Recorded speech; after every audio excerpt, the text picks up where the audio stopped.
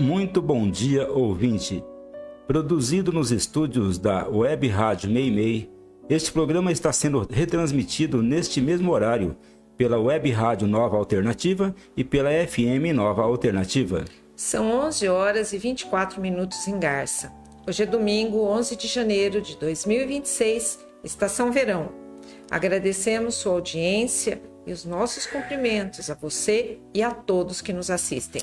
Você assiste Saúde, Espiritualidade e Você, Momento Espírita e Perspectiva com a imagem e o áudio no aplicativo da Rádio Meimei, no site www.radiomeimei.com.br, também no YouTube, no Facebook ou no celular, tablet ou Smart TV. E vamos para os temas desta edição. Não se esqueça, assim como o ano, sempre é tempo de recomeçar. Não revidar a agressão é a recomendação de Jesus.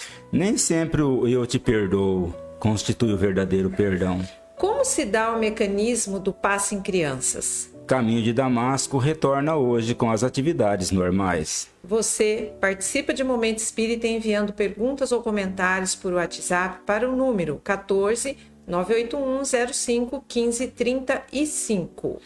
Ouvintes, atenção para o livro que nós vamos sortear logo mais em nosso programa.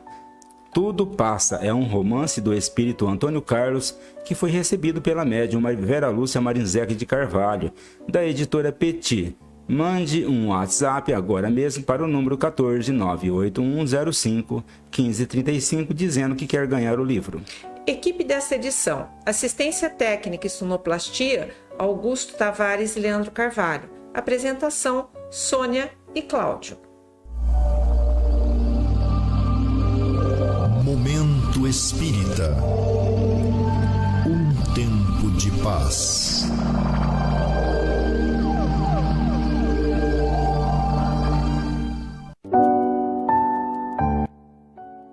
Prezado ouvinte, prezada ouvinte, tempos atrás recebemos uma mensagem via internet, inspirada num texto do poeta português Fernando Pessoa.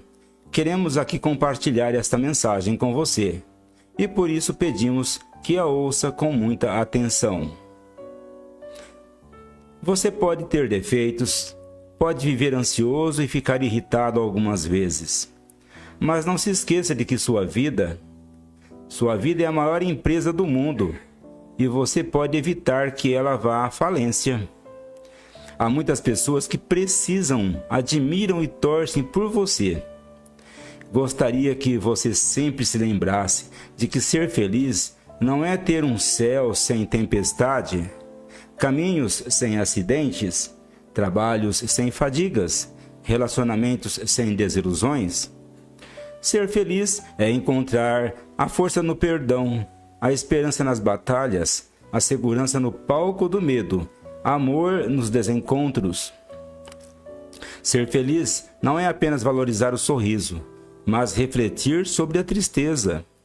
Não é apenas comemorar o sucesso, mas aprender as lições nos fracassos. Não é apenas ter o júbilo nos aplausos, mas encontrar a alegria no anonimato.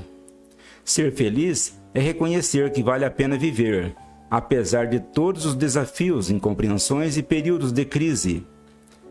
Ser feliz é deixar de ser vítima dos problemas e se tornar um autor da própria história.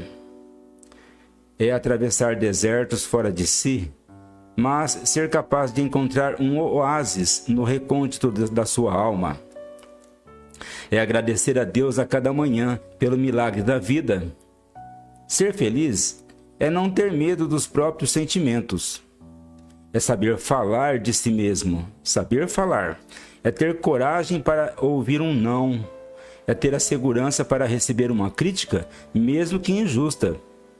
Ser feliz é deixar viver a criança livre, alegre e simples que mora dentro de cada um de nós. É ter maturidade para falar eu errei. É ter a ousadia para dizer me perdoe. É ter a sensibilidade para expressar eu preciso de você. É ter capacidade de dizer eu te amo. É ter humildade da receptividade. Desejo que a vida se torne um canteiro de oportunidades para você ser feliz. E quando você errar o caminho, recomece, pois assim você descobrirá que ser feliz não é ter uma vida perfeita, mas usar as lágrimas para irrigar a tolerância, usar as pedras para refinar a paciência, usar as falhas para lapidar o prazer, usar os obstáculos para abrir as janelas da inteligência. Jamais desista de si mesmo. Jamais desista das pessoas que você ama. Jamais desista de ser feliz, pois a vida é um obstáculo imperdível, ainda que se apresente dezenas de fatores a demonstrarem o contrário. Pedras no caminho? Guardo todas. Um dia eu vou construir um castelo. Momento Espírita.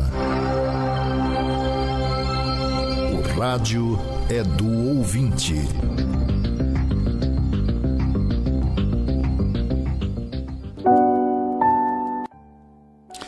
Agora uma pergunta de nosso ouvinte e colaborador da cidade de Veracruz sobre um texto do Evangelho segundo o Espiritismo.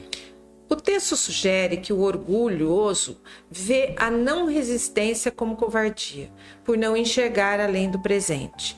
Como podemos trabalhar a nossa educação emocional para que o ato de não revidar seja sentido como uma vitória da alma, de coragem moral, e não como humilhação pessoal, ferindo a nossa autoimagem?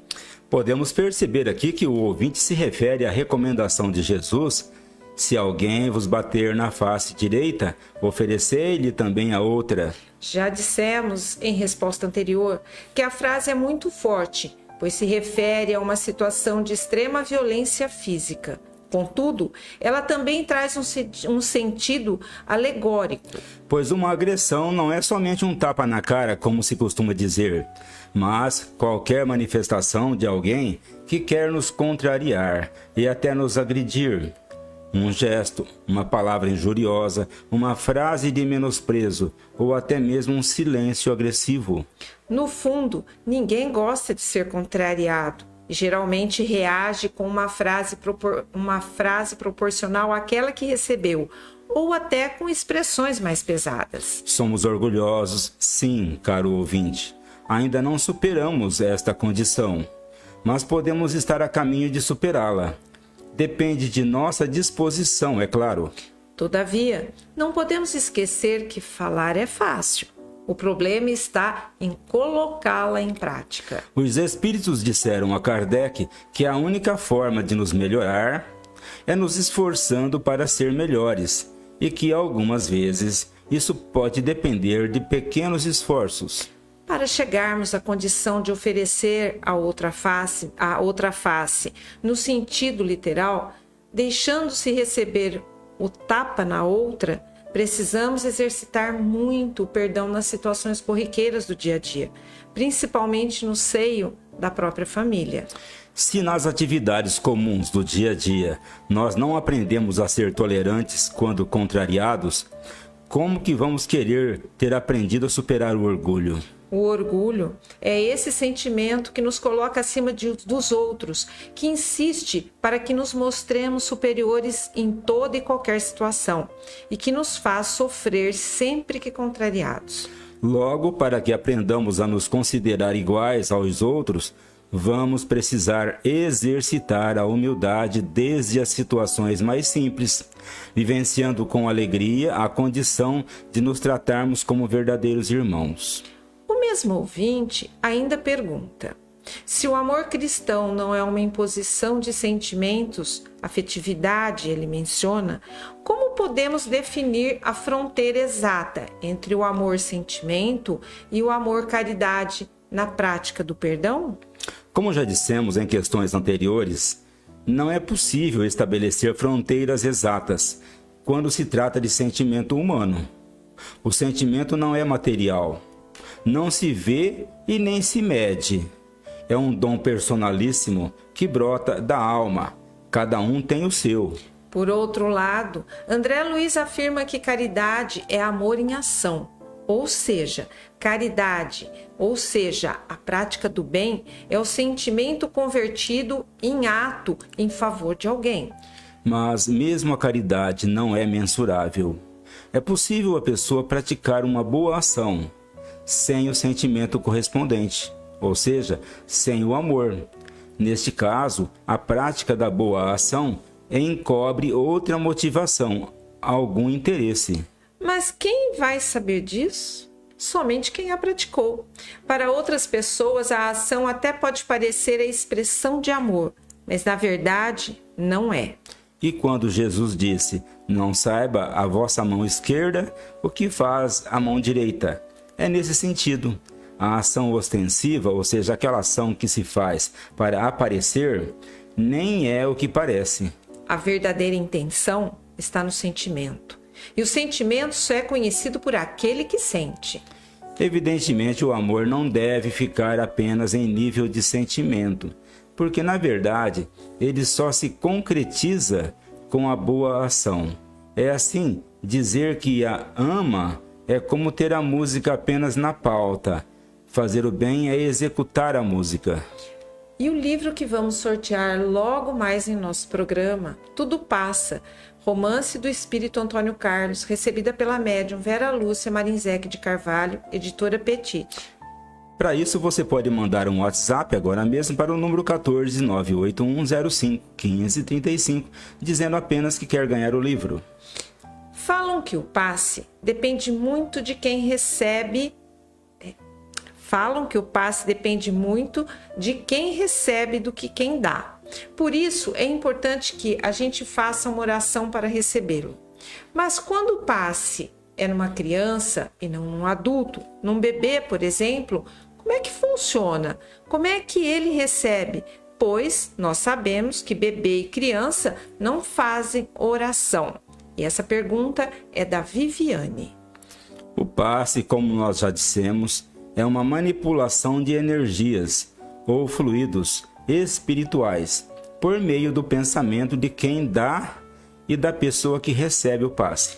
Quando se trata de atender um adulto, a maior dificuldade na recepção do passe está no seu padrão de pensamento, que muitas vezes pode dificultar a ação de energias superiores, oferecendo resistência. Explicamos melhor. Os sentimentos de raiva, de mágoa, de inveja, de ciúme, por exemplo, são obstáculos para receber os bons fluidos e para a aproximação de espíritos benfeitores. Então, procuramos romper as barreiras dos maus sentimentos, convidando o paciente à prece e a pensar em coisas boas, a ocupar seus sentimentos com valores elevados, como os princípios ensinados por Jesus. É por isso, Viviane, que a necessidade e a importância desse preparo de alguns minutos para que em seguida ele esteja receptivo às correntes fluídicas positivas. É o que fazemos no Centro Espírita.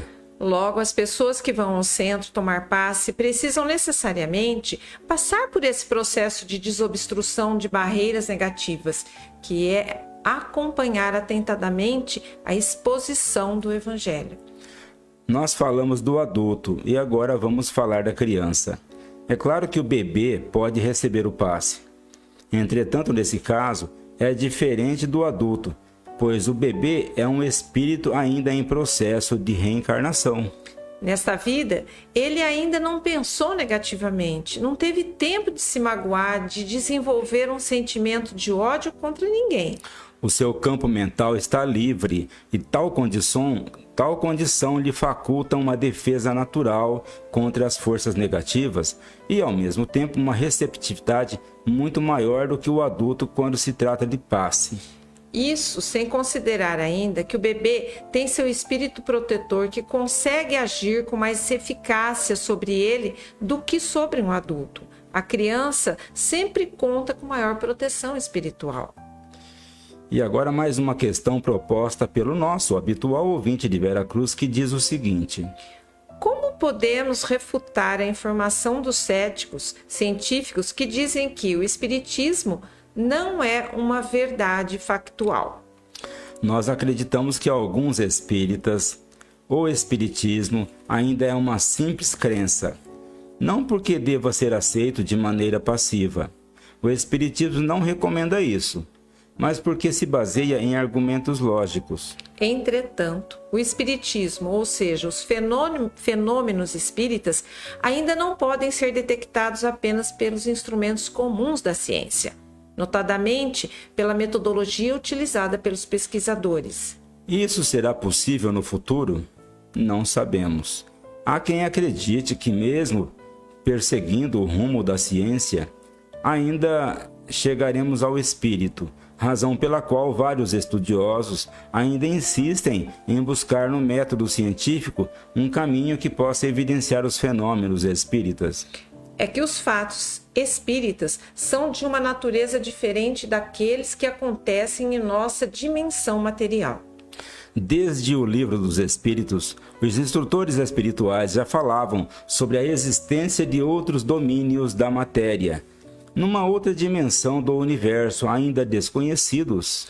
Para a ciência, no entanto, segundo a metodologia predominante, um fato só pode ser considerado verdadeiro se ele puder ser repetido inúmeras vezes de forma controlada, dando o mesmo resultado. Isso acontece para fatos materiais, porém o espírito atua em outra dimensão da matéria. Eventualmente, através de um médium, ele pode se manifestar em nosso plano, assim mesmo de forma precária. Logo, não é possível repetir um fato espírita inúmeras vezes, e nem tampouco sob o controle dos experimentadores, razão pela qual o fato espírita em si, mesmo sendo extraordinário, não é reconhecido pela ciência. Bem, ouvintes, atenção agora para o livro que nós vamos sortear logo mais em nosso programa. Tudo Passa. É um romance do espírito Antônio Carlos que foi recebido pela médium Vera Lúcia Marinzec de Carvalho, da editora Petit. Mande um WhatsApp agora mesmo para o número 14 98105 1535, dizendo que você quer ganhar o livro. Uma nova pergunta. É a pergunta do Adailton. Ainda não entendi como acontece a reencarnação. Quem determina a reencarnação? É Deus? É Jesus? Existem espíritos que supervisionam as reencarnações? Será possível ocorrer um erro de reencarnação, como, por exemplo, um mau planejamento e não dar certo aquilo que se esperava e ter que voltar e reencarnar de novo? Como podemos saber se isso acontece? De uma maneira geral, Adailton, segundo informações do espírito André Luiz pelo médium Chico Xavier, sabemos que as reencarnações podem ocorrer de duas maneiras: pelo processo natural, ou seja, de forma espontânea, ou de forma assistida. No primeiro caso, prevalecem os automatismos da natureza, assim como a semente que cai na terra e germina sem intervenção de ninguém. No segundo, é quando há intervenção de espíritos colaboradores, geralmente preparados para isso, da mesma forma que o agricultor que seleciona a semente, prepara a terra para semeá-la. É claro que nem em tudo prevalece o fator evolução do espírito. Quanto mais evoluído é o espírito que vai reencarnar, mais preparada é a sua reencarnação. Do contrário, quanto menos evoluído ele for, menos possibilidade de ser favorecido pelos benfeitores. A semente no meio da floresta que cai da árvore espontaneamente no solo também pode germinar, mas ela corre risco maior de não germinar que aquela que convenientemente tratada pelo agricultor. E acreditamos que a maioria dos espíritos que reencarnam atualmente na Terra são assistidos. Segundo as informações de André Luiz, assim como aqui na Terra nós podemos contar com assistência médica, como é o caso do acompanhamento pré-natal a esses gestantes, no plano espiritual há os serviços especializados em reencarnação, que participam de planejamentos e acompanham o espírito durante o processo reencarnatório, antes da fertilização, durante a gestação e além do nascimento. Todavia, precisamos considerar que, em nosso nível de evolução, não existe perfeição e, portanto, podem existir problemas. E esses problemas se devem mais ao espírito reencarnante do que propriamente a quem o assiste. Se você quiser saber mais os detalhes sobre como se processa uma reencarnação, nós recomendamos que você consulte o caso do personagem Segismundo, que está no livro Missionários da Luz, de André Luiz. Vários capítulos dessa obra são dedicados a esse momentoso evento, que é a reencarnação, mostrando que acontece antes, o que acontece durante e o que acontece depois que o espírito já mergulhou no mundo físico, a partir da formação da célula ovo no ventre materno. Uma coisa é certa, não há nenhuma mágica na reencarnação. Tudo caminha segundo as leis naturais. É possível que o espírito reencarnante se engane quanto às suas condições, quanto a passar por essa ou por aquela prova. No entanto, os espíritos superiores que presidem os institutos de reencarnação procuram lhe dar certa liberdade para decidir sobre sua vida futura. Nessas escolhas é que ele pode se enganar, achando que se sairá bem numa situação quando, na verdade, vem a fracassar. Mas o espírito não pode viver eternamente dependente. Ele precisa aprender a exercitar sua liberdade de decisão e, portanto, está sujeito a erro. Os erros também nos ensinam. Todos sabemos disso.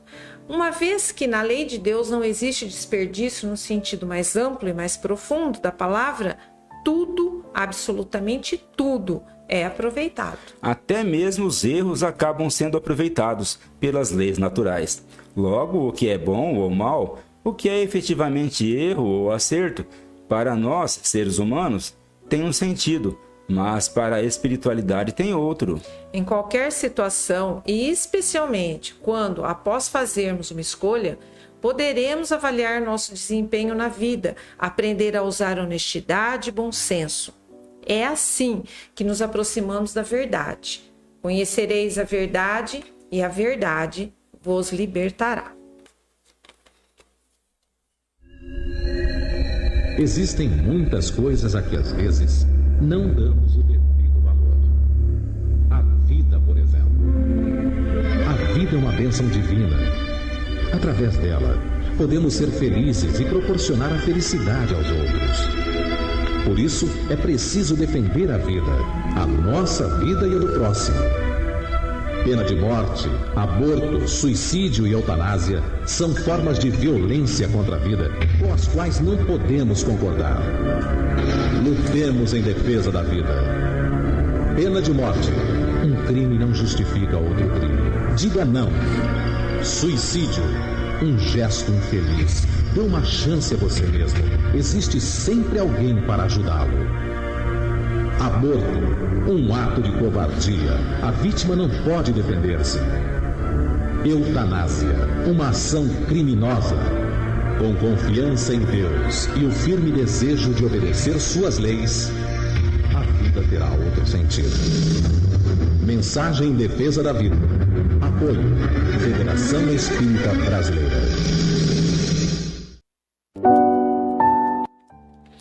Ouvintes, o Clube do Livro Espírita de Garça obtém livros por preços abaixo da tabela, que permite aos seus associados adquirirem por apenas R$ 27,00 ao mês. O clube só faz entregas na cidade de Garça. E atenção, ouvinte!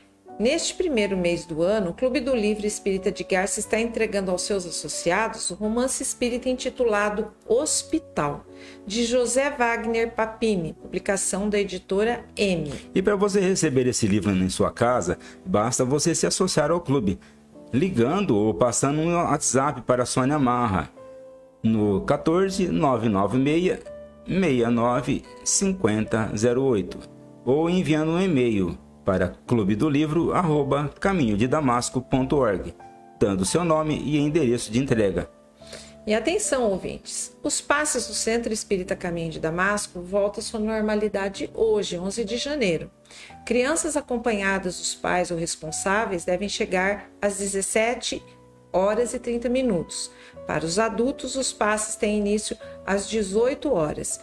Lembrando que ele ocorre todos os dias da semana, com exceção das quintas-feiras.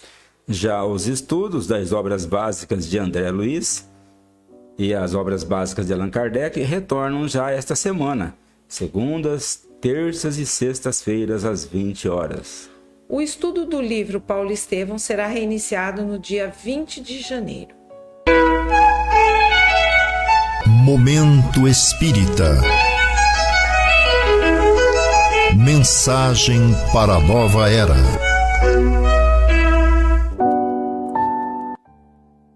Conhecendo a doutrina espírita, a união da alma com o corpo. A união da alma com um tal ou tal corpo é predestinada ou é apenas no último momento que ele faz essa escolha? Resposta: o espírito é sempre designado antes. Escolhendo a prova que deve suportar, ele pede a encarnação. Esta é a questão número 334 do Livro dos Espíritos, tratando da reencarnação. As questões seguintes vão detalhar melhor esse processo, pois nem sempre o espírito tem condições de escolher.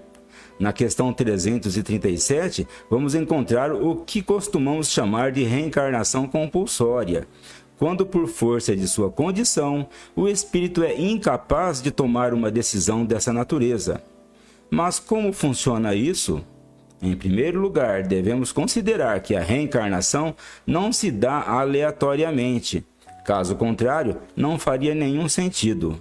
O espírito reencarna para progredir espiritualmente. Este é o objetivo da reencarnação. Logo, ele deve reencarnar numa condição que lhe favoreça esse progresso. Como cada um tem seus próprios problemas e suas próprias necessidades, dependendo do caminho que veio percorrendo, ele vai reencarnar no corpo mais apropriado a tais necessidades. André Luiz, um século depois de Kardec, trouxe mais informações a respeito. Em linhas gerais, é o próprio espírito que preside a sua reencarnação, seja ela compulsória ou não, conforme podemos ler na obra Missionários da Luz, daquele autor espiritual. Quando o espírito já tem consciência de seu estado e busca melhoria, ele participa da escolha do próprio corpo, que na verdade ainda não existe no momento da escolha, mas vai se formar a partir do processo de concepção e que, por 9 meses, estará se desenvolvendo no ventre materno.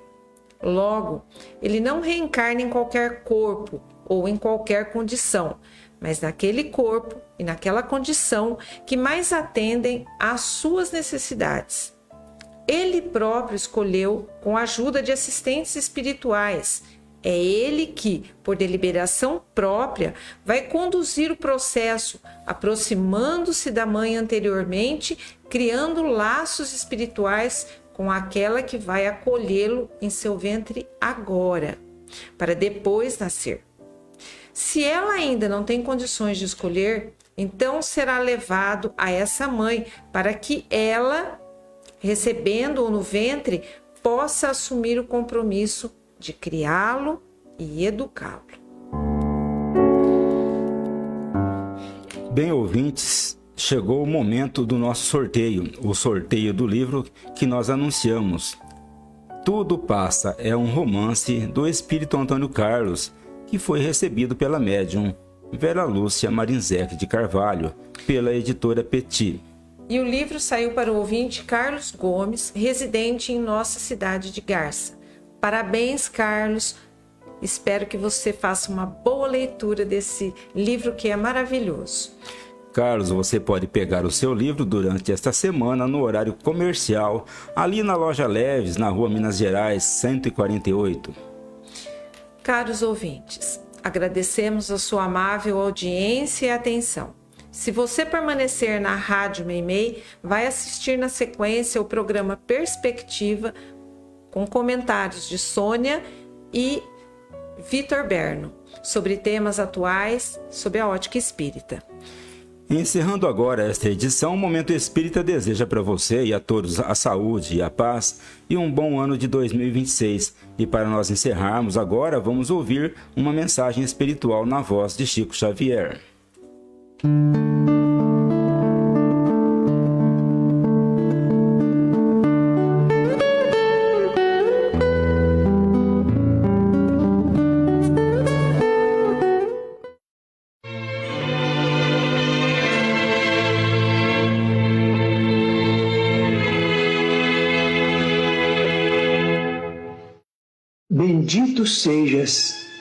bendito sejas, coração amigo, pelo pão que dás à porta, ao companheiro que se desconforta na aflição da penúria sem abrigo.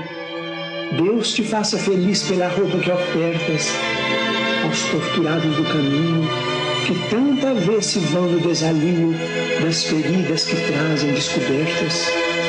Deus te conceda o prêmio da ventura pela ternura sorridente, com que levas ao doente o amparo do remédio e a esperança da cura.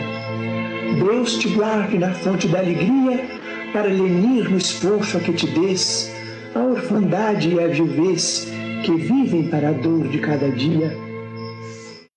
Deus, porém, te abençoe, coração brando e pasmo, com a mais sublime recompensa, quando ouvidas a intromissão da ofensa, o golpe da injustiça e a pedra do sarcasmo. Deus te exalte no santo esquecimento do mal que te golpeia, reduzindo a extensão da chaga alheia sem cogitar do próprio sofrimento. Bendito sejas, coração submisso, embora sábio entre os mais sábios, pela palavra boa de teus lábios, no exemplo da bondade e do serviço, porque o amor transforma a sombra em luz, e o perdão, onde ampare, nunca erra, auxiliando a vida em toda a terra para o reino divino de Jesus.